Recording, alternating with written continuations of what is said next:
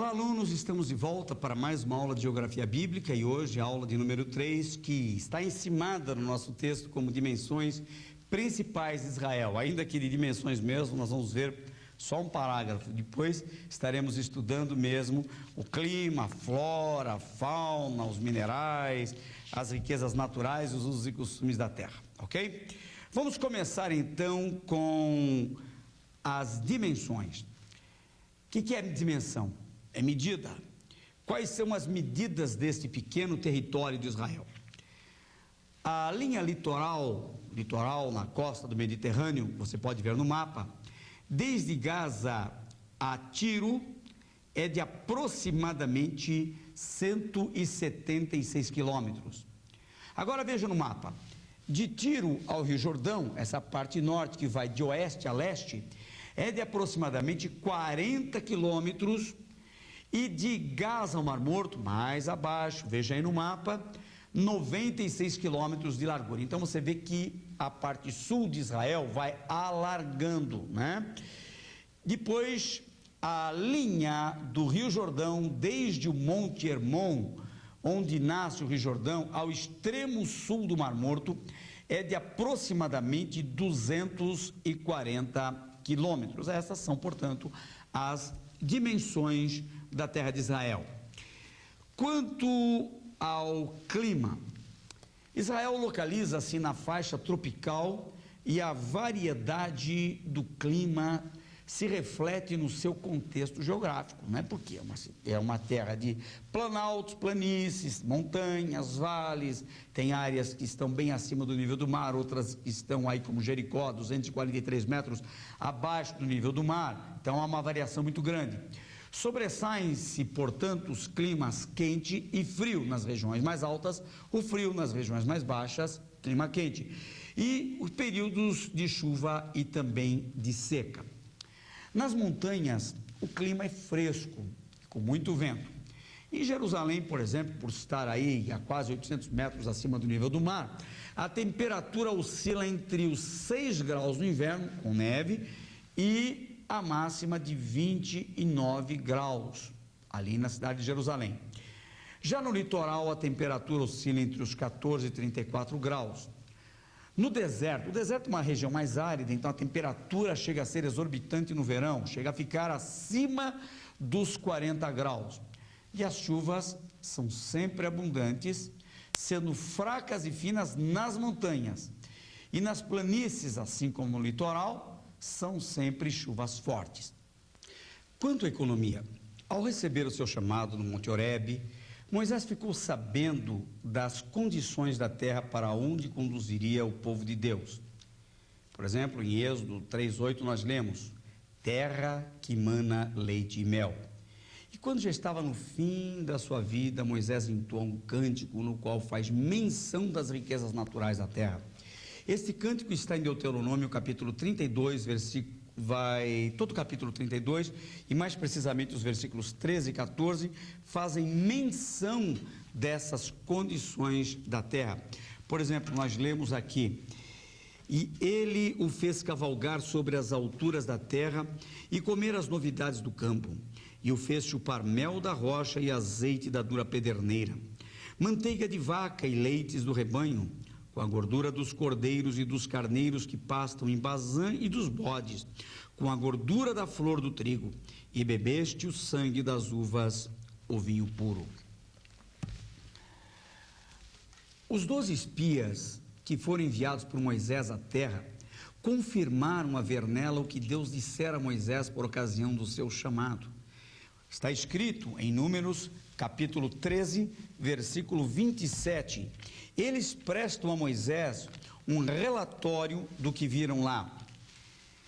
E contaram-lhe e disseram: fomos à terra a que nos enviaste, e verdadeiramente mana leite e mel, e este é o fruto.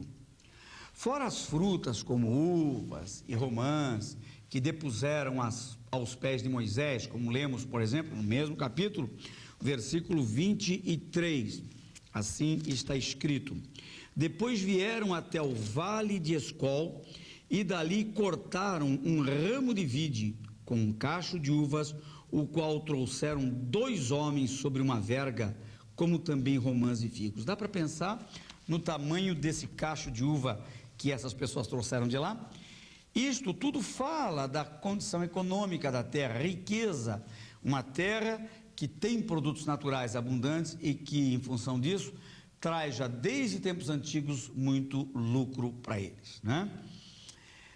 Canaã, portanto, era uma terra dona de uma riqueza inigualável, com abundantes colheitas, erva verde, gado, etc. Mas perdeu muito do que possuía com as constantes guerras nessas regiões. Vamos agora ver a flora. Há mais de 100 tipos de vegetais mencionados na Bíblia e todos eles relacionados à terra da Palestina. Quando eu falo a terra da Palestina, tanto faz dizer terra de Israel, como faz dizer terra santa ou terra dos hebreus, né? Lembra disso? Mas ao todo são cerca de 1.300 espécies que formam a flora nessa região.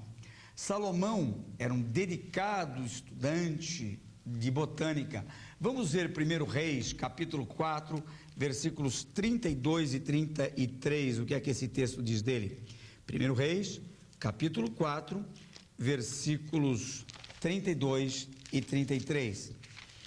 Aqui está o nosso sábio Salomão dedicado aos estudos. Veja lá.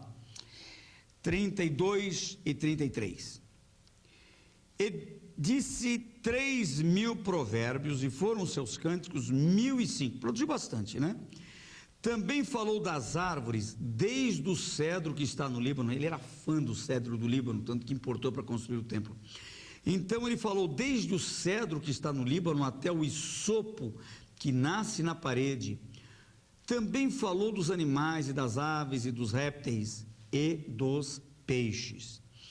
Então vejam como Moisés, realmente, ou como digo, Salomão, era dedicado ao estudo da biologia. Ele se dedicou tanto à botânica quanto também à zoologia, é o que nós lemos aqui no final do versículo 33. Quais são os tipos de elementos que compõem a flora de Israel? Vamos começar pelos cereais leguminosos, como o trigo. Tem o trigo de grão avermelhado, esse é um tipo. A cevada, o milho, tem as favas, lentilhas e alfarrobas. Tem também as hortaliças. O texto de Números capítulo 11, versículo 5, vamos ler aqui, Números capítulo 11, versículo 5, esse texto faz menção de pelo menos 5 tipos de hortaliças. Números capítulo 11, versículo 5. Lembramo-nos dos peixes que no Egito comíamos de graça, e dos pepinos e dos melões e dos porros, das cebolas e dos alhos. Mas aqui você está vendo que está falando do Egito, não é verdade? Saudade. Acontece que Deus os levava para uma terra que tinha tudo o que havia no Egito e muito mais. Então, além destes 5 tipos que são citados como saudade pelos hebreus quando saem do Egito, porque lá no deserto não tem nada, é verdade. Lá em Israel eles vão encontrar pepinos, melões, porros como o alho silvestre, cebola e o alho natural, esse alho que nós conhecemos aqui no Ocidente.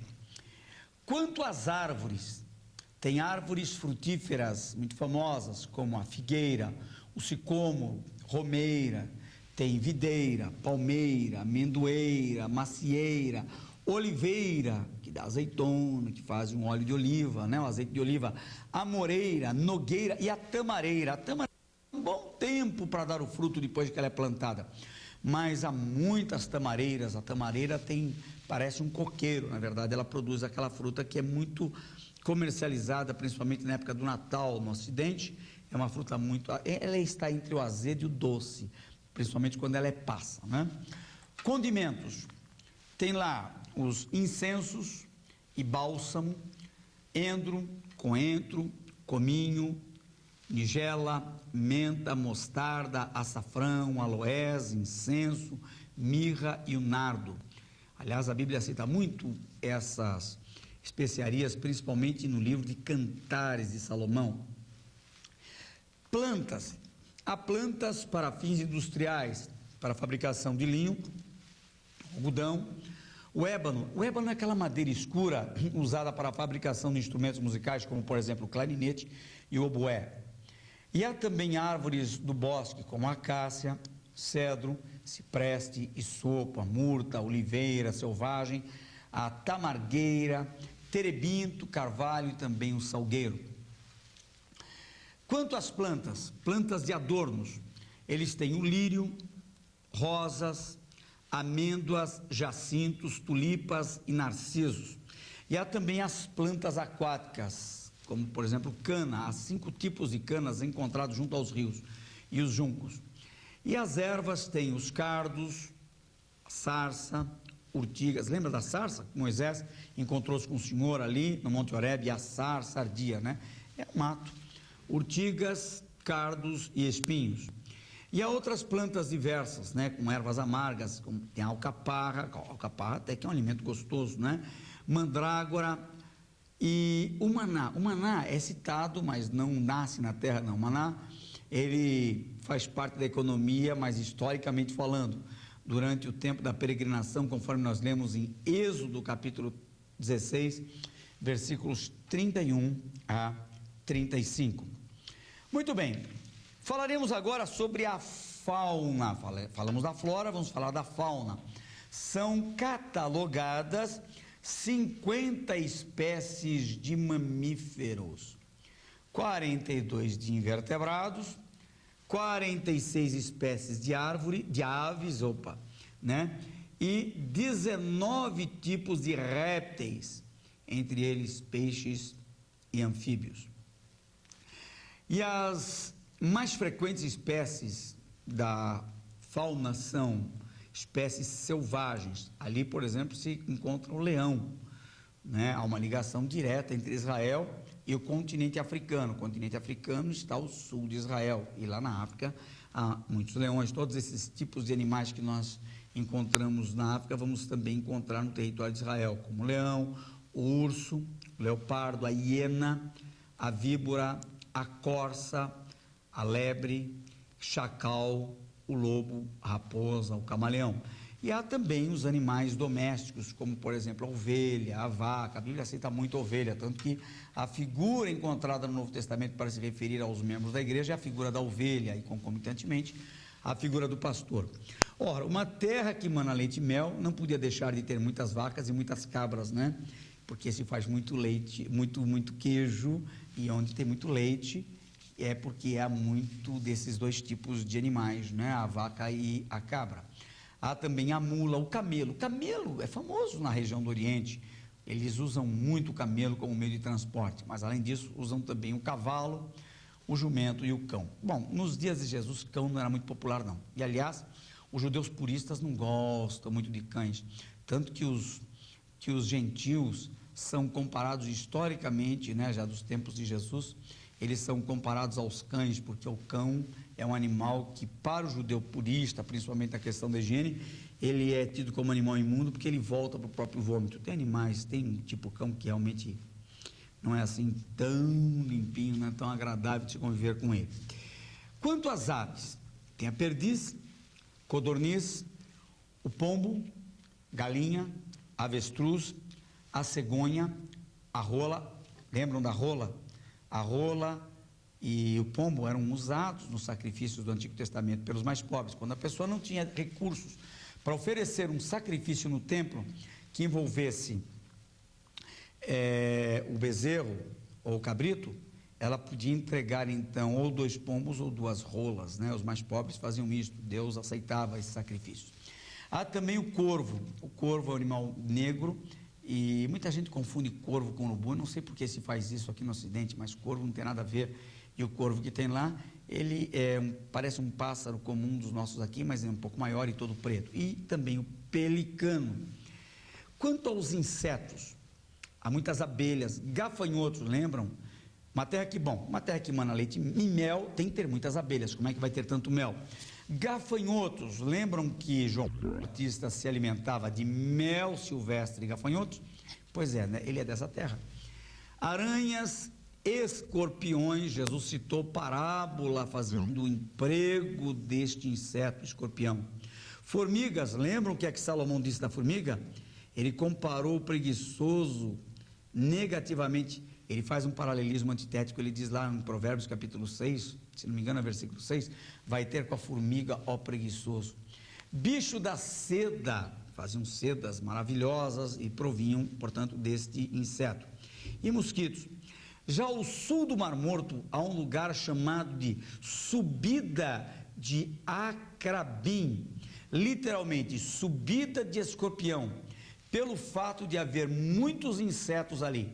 Números 34:4 e Josué capítulo 15, versículo 3, né, são essas referências, falam dessa subida de Acrabim, né, referindo-se, evidentemente, a uma subida de escorpiões, porque naquela região há de ter realmente muitos escorpiões. Quanto aos peixes, há mais de 23 espécies, tanto no mar da Galileia como no mar Mediterrâneo e também no Rio Jordão. Não pensem que há peixe no Mar Morto. O Mar Morto é muito salgado, há 23% de salinidade no Mar Morto, portanto não tem peixe. Mas lá no Mar da Galileia, que é também chamado Lago de Genezaré, Mar de Tiberíades e Mar de Quinerete, 4 nomes diferentes a Bíblia aplica ao Mar da Galileia, e o Mar Mediterrâneo, você tem uma variedade grande de peixes. Há uma porta na cidade de Jerusalém, inclusive, que é chamada de a Porta do Peixe, está lá em 2 Crônicas, capítulo 33, versículo 14, evidentemente, por causa da importância do peixe em Israel. Os animais, muitas vezes, fazem parte da história bíblica, tanto agindo quanto ilustrando alguma coisa. Por exemplo, o cordeiro, representando o crente e o próprio Cristo. A formiga, ensinando o trabalho. O leão que mata um profeta. Os cães que comem a carne de Jezabel, a pomba que é vista como sinal de que Jesus havia recebido o Espírito Santo, uma serpente e uma mula que falam. Uma serpente no Éden, lembra? E a mula, lembram lá do caso de Balaão? Ambas falam. Um peixe que traz moeda na boca. O peixe, Jesus está ali com os discípulos, dizendo, olha, está na hora de nós pagarmos imposto, né? Então os discípulos vão lá no mar, pescam um peixe, e ali milagrosamente aparece um peixe na boca, o dinheiro na boca do peixe. Milagre desse precisa acontecer mais hoje em dia, né? Estamos precisando de dinheiro. Quem é que não precisa de dinheiro? Todos nós precisamos do milagre da multiplicação. Vamos ver os minerais então. Quando o Senhor reafirma o seu pacto com o povo hebreu, e o relembro dos seus benefícios, faz menção da terra e suas riquezas vegetais, animais e minerais. Veja o texto bíblico, porque o Senhor teu Deus te mete numa boa terra de ribeiros, d'águas, de fontes e de abismos que saem dos vales e das montanhas, terra de trigo e cevada, e de vides, e figueiras, e romeiras, terra de oliveiras, abundante de azeite e mel, terra em que comerás o pão sem escassez, e nada te faltará nela, terra cujas pedras são de ferro, e cujos montes tu cavarás o cobre. Nós lemos Deuteronômio capítulo 8, versículos 7 a 9. Quanto aos metais, observe-se que ao citar as pedras, o Senhor diz que as pedras são de ferro. Com frequência encontra-se lá ouro, prata, ferro, enxofre, cobre, estanho, chumbo. Já as pedras preciosas, como sárdio, topázio, carbúnculo, a esmeralda, safira, diamante, o jacinto, ágata, ametista, berilo, ônix e jaspe. Textos como Ezequiel 28, 13 e Apocalipse 21, 19 a 20 falam disso. Pense um pouco nesses textos. O capítulo 28 de Ezequiel, versículo 13, há uma menção nele do rei de Tiro. Aqui trata-se de uma dualidade profética. Na verdade, o Senhor está atacando o rei de Tiro e fazendo simultaneamente menção da queda de Lúcifer. E ele estava envolvido em meio a essas pedras preciosas. Parece que, ironicamente, o Senhor agora, lá em Apocalipse capítulo 21, versículos 19 e 20, fala também das maravilhas do céu, e as mesmas pedras citadas naquele texto de Ezequiel 18, 13, agora se repetem no texto de Apocalipse capítulo 21. Fora essas pedras, a Bíblia faz menção de outros tipos rochosos. Israel é um país de pedra.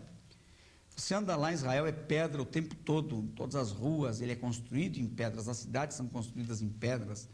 E Jerusalém até uma lei que as casas podem até ser construídas de tijolos, conquanto sejam revestidas depois de pedra, né?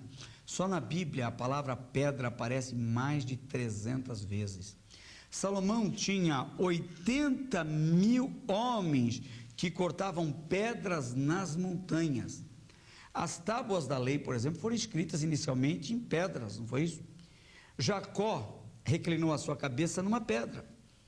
Em Meribá, Deus fez brotar a água da pedra, está lembrado disso? Josué, quando atravessou o Jordão para fazer o povo adentrar na terra prometida, usou 12 pedras do Jordão para celebrar essa passagem do povo hebreu. Davi usou as pedras na sua funda. Essas fundas eram usadas como catapultas. Veja essa imagem de uma catapulta.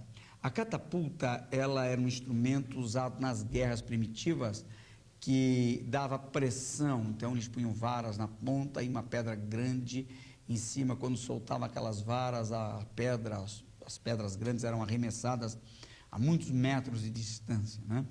E essas catapultas serviam então como instrumentos de guerra, mas a bala, na verdade, eram pedras, né? As pedras também eram usadas para se construir altares. Quando Abraão foi levar seu filho Isaque para ser sacrificado, ele usou pedras para fazer o altar. As pedras também eram usadas para tapar os sepulcros, eram usadas em vasilhas e utensílios domésticos para produzir fogo, etc. Eram usadas para produzir fogo, assim, coisas, elas tinham muitas finalidades. Além dessas rochas, há outros minerais magmáticos, como por exemplo o betume, o asfalto e o piche. Todas essas têm origem magmática inferior. Muito bem, quanto aos usos e costumes de Israel, o estilo das casas variava desde cabanas até palácios de marfim. Imagine, Abraão, por exemplo, saiu de Ur dos Caldeus, onde habitava em casas, mas ao longo da sua caminhada habitou em cabanas. As casas eram construídas a partir de um alicerce que era iniciado por uma pedra angular em forma de L. Há uma menção disso lá em Salmos 118, versículo 22, mais tarde citada por Pedro no seu discurso, né, referindo-se a Jesus, dizendo que ele é a pedra angular. Mas veja esse texto do Salmos 118, versículo 22. A pedra que os edificadores rejeitaram tornou-se cabeça de esquina. Então, sobre o fundamento dessas pedras construíam casas de tijolos. No Egito, esses tijolos eram feitos de argila e palha. Já em Israel, como a argila era escassa, eles usavam mesmo, eram pedras, né?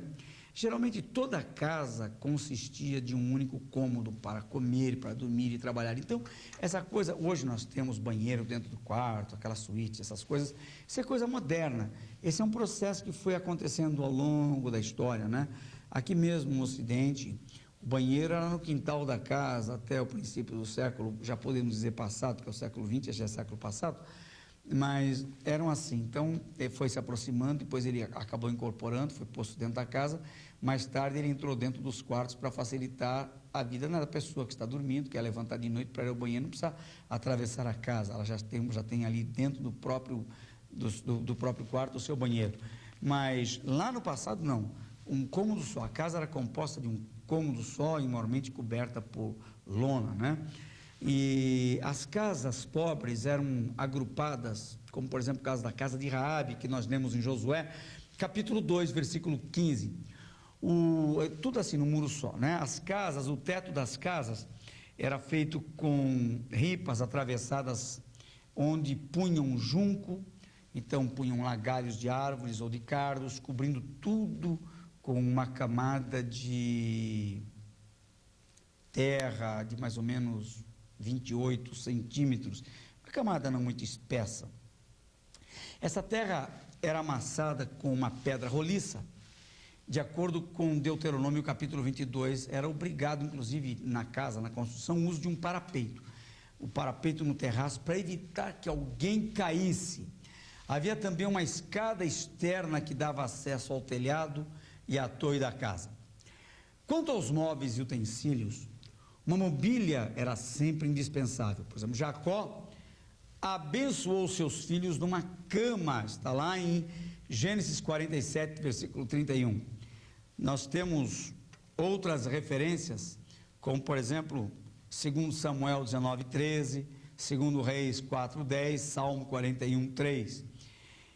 Também usavam lençol. Você está pensando que é só no Ocidente que se usa lençol? Se você ler lá em Marcos capítulo 14, versículo 51, vai ver o uso de lençol. Jesus foi envolvido no lençol por ocasião da sua morte. Provérbios capítulo 7, versículo 16, fala de colcha, uma versão de colcha, outra versão de cobertor, mas eram usados também. Marcos capítulo 4, versículo 38, fala de Jesus usando uma almofada como travesseiro, né? Havia também os leitos de ferro, você pode ler isso em Deuteronômio capítulo 3, versículo 11. E lá em Amós capítulo 6, versículo 4, havia os leitos de marfim. E esta é uma ocasião, inclusive, quando Deus está criticando o seu povo, porque estavam pensando muito em prosperidade, ninguém queria saber de nada de Deus, era só beneficiar-se de Deus, enquanto deixavam a causa do pobre e do oprimido, eles estavam dormindo em camas de marfim. Aliás, eu acho que é uma atitude estúpida, né? Tirar do elefante o seu marfim, cruel mesmo. Mas eles davam muito valor ao marfim, custava muito caro uma peça de marfim, e no passado, nesse tempo, eles usavam marfim como matéria-prima para a construção de cama.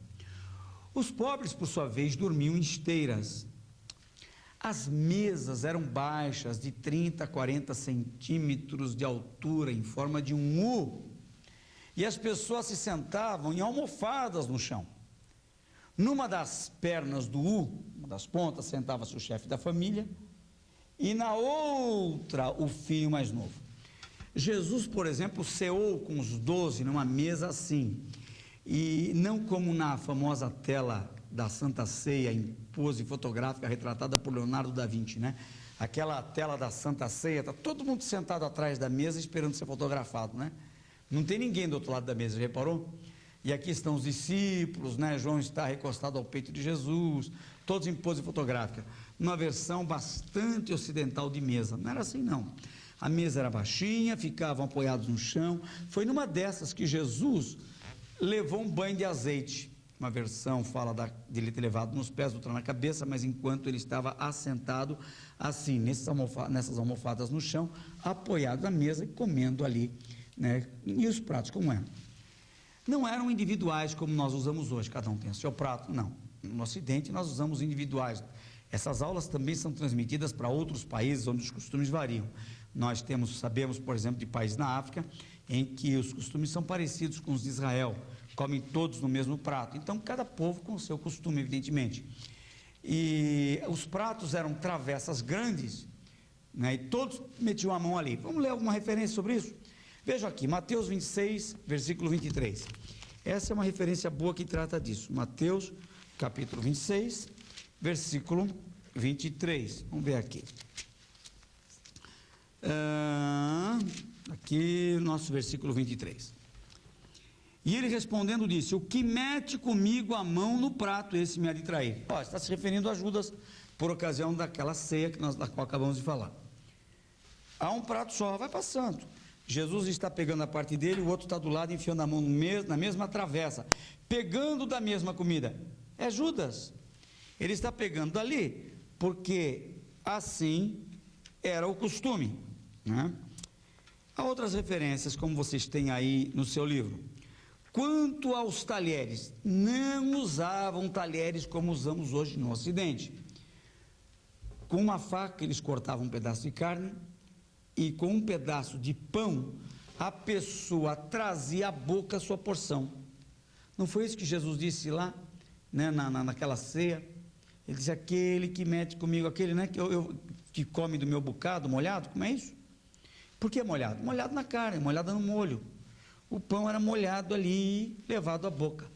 Era usado, portanto, como talher. Vamos ver o texto de João, capítulo 13, versículo 26. João 13, 26. Vejam aqui. 13, 26. Jesus respondeu, é aquele a quem eu der o bocado molhado. E molhando o bocado, deu a Judas Iscariotes, filho de Simão. Não foi o que eu acabei de dizer? Bocado molhado. Ele molhava, não é na água, nem no vinho, como alguns sugerem. Não, molhava na comida mesmo, na carne com molho. Aliás, é uma coisa gostosa, né? Se fazer, comer pão assim, né? É bom. Quanto aos assentos, os assentos é assim. Há muitas referências bíblicas sobre o uso de cadeiras. Nós temos, por exemplo, Lucas 14, 10, Juízes 3, 20. Há muitas referências, como nós temos aqui no nosso livro, né? Eles usavam também almofadas como cadeira. Também uns banquinhos toscos e uma cadeira maior, mais ou menos do tipo de um divã, eram usados como assentos. Agora, quanto às lâmpadas, podiam ser de barro ou de metal. Veja essa amostra aí no vídeo. Essa lâmpada eu comprei em Israel. Olha, a gente põe um pouquinho de azeite nela, com um pavio, ela acende. Dá para ver? Olha aí, que coisa interessante. Feitas de barro, há também lâmpadas, desde os tempos bíblicos, feitas de metal, com um reservatório para o azeite, porque o azeite, ele tem um poder de combustão, né? Um reservatório, então, para o azeite e um pavio de algodão ou de lã. Nós temos referências bíblicas, como, por exemplo, Mateus 5, 15, nesse texto, Jesus fala do testemunho cristão, ele diz assim, que não se pode esconder uma candeia debaixo de uma cama, porque os raios de luz, evidentemente, vão ser transmitidos. E no capítulo 25 de Mateus, nós temos a história daquelas 10 virgens, 5 loucas e 5 prudentes. Todas elas tinham a sua lamparina, só que 5 delas estavam abastecidas de azeite, enquanto as outras 5 estavam sem os provimentos, sem azeite, desabastecidas. E quando chegou o noivo, elas tinham que ter ali azeite para acender as lamparinas e sair ao encontro dele.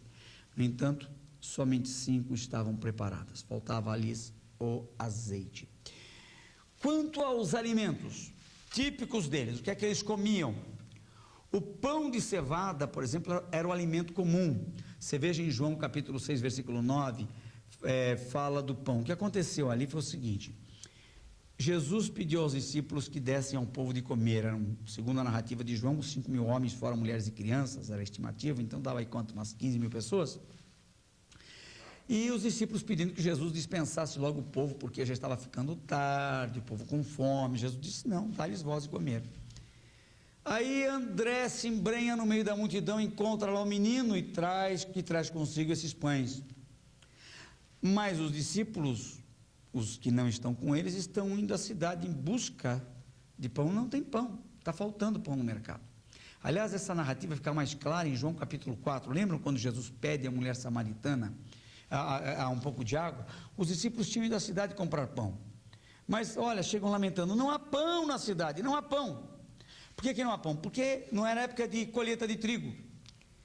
Trigo estava em falta, né? O trigo era um alimento mais caro, uma vez que ele também era raro, né? Bom, além do pão, nós temos aí outra menção bíblica de que eles usavam o leite. Pão e leite. Aliás, uma combinação muito agradável. Não é só de manhã quando a gente levanta para o cafezinho, não. À noite, antes de se deitar, um café com leite, pão com manteiga, acho que é tão bom, né? Tem gente que não é muito chegada, mas eu acho bom. Eles usavam muito leite, que era guardado em odres de couro. Faziam muita coalhada e queijo. Nós temos referências lá em Juízes, capítulo 4, 19, 1 Samuel 17, 18, não é isso? A base da alimentação eram as carnes, a carne de boi, a carne de cabra e o peixe. Então tem lá, né, a caprina envolve, né, o carneiro, a bovina, as carnes, né, e vaca também, e o pescado. Comiam muitos legumes como pepino, cebola, alho, melão e frutas, como aqui no Ocidente. O mel silvestre, que era encontrado nas rochas, esse mel silvestre, lembra daquela referência lá de 1 Samuel? Vamos ver lá, 1 Samuel, capítulo 14, versículos 25 e 26, né? Vamos ver lá, o que aconteceu quando alguém encontrou mel silvestre lá nas rochas. Capítulo 14, versículos 25 e 26 de 1 Samuel. E todo o povo chegou a um bosque e havia mel na superfície do campo. E chegando o povo ao bosque, eis que havia um manancial de mel, porém ninguém chegou a mão à boca, porque o povo temia a conjuração. Porém Jonatas não tinha ouvido quando seu pai conjurava o povo, e estendeu a ponta da vara que tinha na mão e a molhou no favo de mel, e tornando a mão à boca, clararam-se os seus olhos. Bem, ele não sabia da ordem que era proibido comer mel. Eu acrescentei na leitura o versículo 27. Então veja, Jonatas comeu e ficou mais forte, né? Estava fraco, depauperado, com fome, claro. Quem é que aguenta lutar sem comida no estômago? Aí não dá, né? A lei mosaica, outra coisa interessante sobre a comida, é que a lei mosaica proibia cozer cabrito no leite da sua mãe. Isso está em Êxodo, capítulo 23, versículo 19. Eu faço questão de ler esse texto. Êxodo, capítulo 23, versículo 19. Está escrito: as primícias, os primeiros frutos da tua terra trarás à casa do Senhor teu Deus. Não cozerás o cabrito no leite de sua mãe. Por causa desse princípio, os judeus não misturam leite nem derivados de leite com carne ou derivados da carne. Por exemplo, misto, a gente que gosta do sanduíche de misto quente ou misto frio. O misto, ele é feito dos dois derivados. O queijo é feito, ele é um derivado do leite, e o presunto é derivado da carne. Isto não se pode comer. É mistura de leite com carne. Então, eles não fazem essa mistura.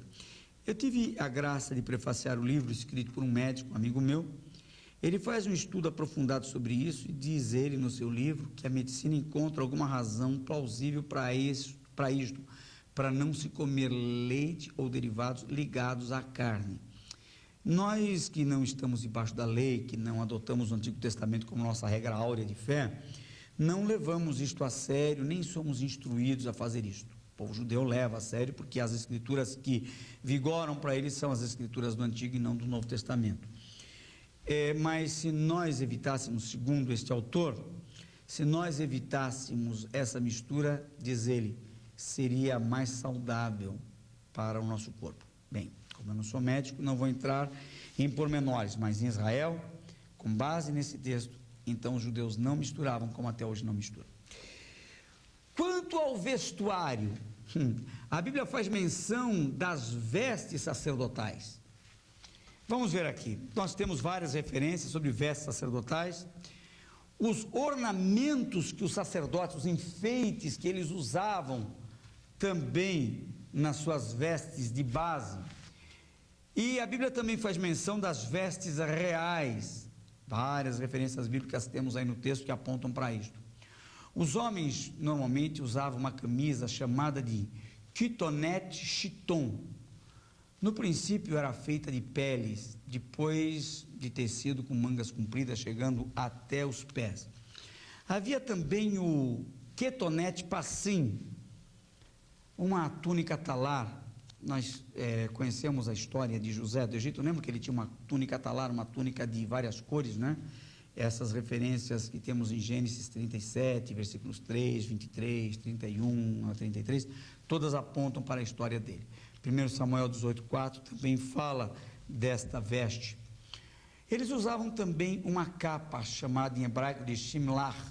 Gênesis 9, 23 faz menção de uma dessas capas. Já a aderete era uma veste de grande luxo, conforme se lê em 1 Reis, capítulo 11, versículo 13. Acã tomou para si provavelmente uma dessas capas, né? Você pode ler lá em Josué capítulo 7, versículos 21 a 24. A capa de Elias, essa era uma capa cobiçada, veja lá em 2 Reis, capítulo 2, versículos 13 e 14. Agora, eles tinham capas para cada tipo de situação. Por exemplo, no luto, eles usavam a cassá, labás, lebus, sac, são nomes diferentes para essas capas usadas em ocasiões de morte, de féretro. E eles usavam diretamente sobre a pele essas capas, não tinha uma roupa por baixo, a gente geralmente põe a capa em cima de uma camisa, de uma blusa, não, iam direto com a capa em cima da pele. 2 Reis, capítulo 6, versículo 30, fala de uma situação dessas. Quanto aos calçados, Naalaim, são os nomes hebraicos para calçados, eram literalmente sandálias feitas de peles de animais marinhos, talvez foca, porque a foca tem um couro bem resistente. E referências de quem a usou nós temos em Êxodo, capítulo 3, versículo 5, nós temos também Ezequiel 24, 17, Mateus 3, 11, nós temos Marcos 6, 9, são várias referências aqui no nosso texto que fala destas sandálias. O cabelo e a barba, tão discutidos ainda em muitas igrejas, né? Pode usar barba, não pode usar barba. E o cabelo, pode cortar, não pode cortar, cada um tem sua postura. As igrejas mais conservadoras mantêm ainda o hábito de as mulheres não cortarem o cabelo, com base no texto de 1 Coríntios capítulo 11, onde Paulo recomenda às mulheres, principalmente lá em Corinto, em razão do problema surgido lá, que elas não cortem cabelo para não se parecerem com as meretrizes que havia na cidade de Corinto. Agora, o cabelo e a barba nos tempos bíblicos eram símbolos de beleza e de dignidade masculinas. Uma coisa interessante, vejam aqui 2 Samuel capítulo 10, versículo 4, essa referência é muito interessante. 2 Samuel capítulo 10, versículo 4, vamos aqui essa referência, quando Davi manda os seus homens fazerem uma visita ao rei. Vejam aqui, capítulo 10, versículo 4. O capítulo 10 em si conta a história de quando morreu o Amon, ele era um rei. O filho dele, Ramum, ficou no lugar dele. Davi manda uma comissão de homens para ir lá saudar Ramum, dizendo: olha, Hanum, o nosso rei era muito amigo do seu pai e ele quer continuar vivendo em paz contigo como vivia em paz com teu pai. Mas os homens de Hanum eram homens perversos que distorciam as coisas, disseram: nada disso, esses homens vêm aqui para xeretar, vêm aqui para querer arrumar confusão entre nós. E Hanum manda prender os homens que Davi mandara. E agora vamos ao versículo 4, agora vamos à leitura do 4. Então tomou Hanum os servos de Davi e lhes raspou metade da barba, e lhes cortou metade das vestes até as nádegas e os despediu. Ficaram envergonhados, tiveram que se refugiar numa cidade até que lhes crescesse novamente a barba, para então poderem voltar para a sua terra. Por que isso? Para humilhá-los. A barba fazia parte da beleza masculina.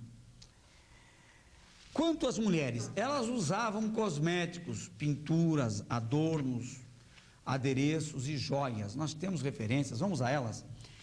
Por exemplo, a referência de Isaías capítulo 3, versículos 18 a 22, é uma referência muito usada para aqueles que combatem o uso dos ornamentos femininos, né? Eu acho que precisa haver um equilíbrio nisso, né? Vejam aqui os versículos 18 a 22 do capítulo 3 do livro do profeta Isaías. Naquele dia tirará o Senhor o enfeite das ligas e das redezinhas e as luetas e os pendentes e as manilhas e as vestes resplandecentes, os diademas e os enfeites dos braços e as cadeias, e as caixinhas de perfumes e as arrecadas, os anéis e as joias pendentes do nariz, as vestes de festa, e os mantos, e as coifas, e os espelhos. Dá para seguir, embora no nosso texto não esteja tudo escrito, mas olha, e os espelhos, as capinhas de linhas finíssimas, e as toucas, e os véus, e etc. Então, o Senhor está falando de um tempo de juízo contra Israel. Porque se você ler aqui o versículo 24, vai ver: e será que em lugar do cheiro suave haverá fedor, e por cinto uma corda, em lugar de encrespadura de cabelos, calvície, em lugar de veste larga, cilício, e queimadura, em lugar de formosura, etc. Né? Isso aqui não pode ser usado como um texto básico doutrinário para que se proíba as mulheres também de um certo embelezamento que é típico da natureza delas, né? Bom, algumas pessoas interpretam a Bíblia levando a extremos alguns textos e tirando-os do seu contexto histórico e cultural, e usando esses textos a pretextos de uma forma de crer que deve ser respeitada, evidentemente, mas nós nunca podemos usar indevidamente a Bíblia para afirmações ao gosto do freguês, né? Muito bem, os homens também usavam óleos, os homens e as mulheres, óleos especiais para o tratamento de pele, e ungüentos e cremes na higiene diária. As mulheres usavam véu, era um pedaço de pano que servia para cobrir a cabeça e o rosto. Não é como uma certa igreja hoje usa, aquele véu que é uma telazinha que aparece tudo. Isso aí é só pro forma, não. Aquele véu cobria mesmo, escondia o rosto inteiro. Foi assim que Labão conseguiu enganar Jacó, dando Leia em lugar de Raquel. Leia lá no texto de Gênesis 29, versículos 21 a 30. Tamar enganou seu sogro, Judá, né? Ela estava viúva e quis ter um caso com o sogro, então cobriu-se toda com um véu, conforme era o costume das mulheres antigas em Israel. Ele não reconheceu que era ela, porque não viu o rosto. Aliás, as mulheres orientais, principalmente as mulheres árabes ligadas ao islamismo, principalmente, ainda usam hoje esses véus. Por exemplo, lá no Afeganistão, elas usam a burca, que é mais do que um véu, né? Tem só uma telazinha através da qual elas podem ver, mas elas não podem ser vistas, nada, absolutamente nada delas pode ser visto. Já na Líbia, as mulheres usam um véu todo fechado e apenas um olho aparece. Elas podem ser vistas, elas podem ver, e elas são vistas apenas com aquele olho, nada mais, não se vê mais nada, né? Porque os costumes orientais são realmente rigorosos com a figura da mulher. Quanto às saudações, como até hoje os judeus, eles saudavam com shalom, ainda hoje eles literalmente saúdam com shalom, shalom lehá, né? Que é perguntar pela paz e dizer: a paz seja contigo. Nós temos referências bíblicas que mostram isso. As saudações eram sempre acompanhadas de movimento de corpo. Então, não era aquela coisa: oi, como vai? Dava a mão, tudo bem, como no Ocidente. Não, eles movimentavam o corpo, né? Beijavam, musculavam, e havia todo um ritual de saudação. Assim era nos tempos bíblicos, né? Vamos ver como era todo esse ritual. Por exemplo, eles se levantavam diante da pessoa. Nós temos em Jó, capítulo 29, versículo 8, um exemplo de que se levantaram para cumprimentá-lo. Os anciãos, os jovens não. Apear do cavalo significa descer do cavalo para cumprimentar uma pessoa. Correr ao encontro de alguém que chegava. Lembram da história do filho pródigo, quando o pai corre ao encontro do filho? Pegar na barba e beijar, foi o que, por exemplo, aconteceu com Joabe e Amasa, né? Joabe pega na barba para beijar Amasa, né? Era um costume. Prostrar-se com o rosto em terra, né? Era outro costume que você lê lá em Gênesis 33, versículo 3. Jacó se prostra com o rosto em terra quando se reencontra com seu irmão. Abraçar os pés, lembram daquelas mulheres que abraçaram os pés de Jesus em Mateus 28, versículo 9? E eles gastavam muito tempo com essas saudações. Por essa razão, quando Jesus envia os 12 para uma missão e posteriormente os 70, ele impede-os de saudar alguém pelo caminho, por causa do tempo que eles iam gastar na saudação. Hoje a gente fala: oi, você tá bom, não é nem você tchau, tá? É tudo muito rápido, até logo, porque não se tem tanto tempo assim para as pessoas. E lá não, a saudação, formava um ritual daqueles, né? Jesus mesmo saudou coletivamente os discípulos, dizendo a todos eles: paz seja convosco. Está lá em João, capítulo 21, capítulo 20, versículo 21. Finalmente o luto. Como era o luto? O cadáver era enrolado em um lençol pranteado. Ficava ali um bocado de gente chorando em volta do morto. Claro, até hoje nós choramos quando morre alguém. Mas nós temos algumas citações bíblicas interessantes a respeito do choro. Quando o choro foi usado e quando não foi usado. Embora nós vemos, por exemplo, que Abraão não pranteou em voz alta quando morreu a sua mulher Sara. Por que será que ele não chorou? Devia ter chorado por ela, né? Porque a Sara tornou-se o modelo das mulheres na Bíblia, hein? Bom, é para provocar o seu raciocínio isso. Veja lá em Gênesis 23. Nem Isaac chorou por Abraão. Está lá em Gênesis capítulo 35, versículos 27 a 29. Jacó e Esaú não prantearam a morte de Isaac, né? Mas já Jacó chorou pela morte de José. Esse aí, José nem tinha morrido. Quando a pessoa morria não chorava. Quando pensava que tinha morrido, chorava, né? José não tinha morrido de verdade, mas Jacó chorou muito porque era o filho amado, era o filho do coração. Mas para garantir o choro por ocasião do luto, eles contratavam os carpidores, que eram profissionais para entoar cânticos de lamentações e de choros. Nós temos, por exemplo, em Mateus, capítulo 9, versículo 23, um caso interessante disto, citado, vejam aqui, Mateus, capítulo 9, versículo 23. O texto nos diz: e Jesus, chegando à casa daquele chefe e vendo os instrumentistas e o povo em alvoroço, disse-lhes: retirai-vos. Aqui, versículos 24 em diante, não precisam ser lidos. Quando ele chega à casa de Jairo para ressuscitar a sua filha, os carpideiros profissionais já estavam lá para ganhar o seu dinheiro, fazendo toda a sua entoação, chorando. Ao menos alguém garantia o choro na hora de uma morte, né? Se a família não chorasse, os profissionais do choro garantiam isso. Nesse tempo, no tempo de morte, a higiene pessoal era completamente negligenciada. O enlutado rasgava um pedaço da roupa, cortava um pedaço da barba, a mulher cortava um pedaço do cabelo, enquanto os carpideiros cantavam, se fosse homem, pobre dele, se fosse mulher, pobre dela, né? E os corpos eram sepultados em cavernas naturais, e para fechar o túmulo colocava uma pedra grande do lado de fora. Assim eram os costumes. E o livro de Lamentações de Jeremias, ele dá uma boa ideia de como eram as lamentações entoadas também por ocasião dos lutos, principalmente com os riquienses que nós encontramos lá. Por hoje é só. Se Deus quiser, na próxima aula vamos estar estudando os 7 mares do Antigo Testamento. Até lá, e não deixe de ler a sua aula, hein? Deus abençoe a sua vida.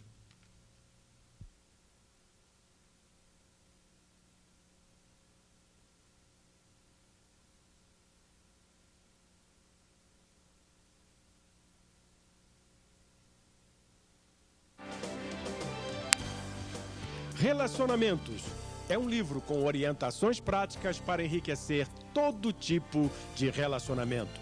Ele nos ajuda a melhorar nossos relacionamentos com os amigos, os colegas, os familiares e o cônjuge. Adquira-o na Livraria Evangélica ou pelo telefone 0800 17 20 85.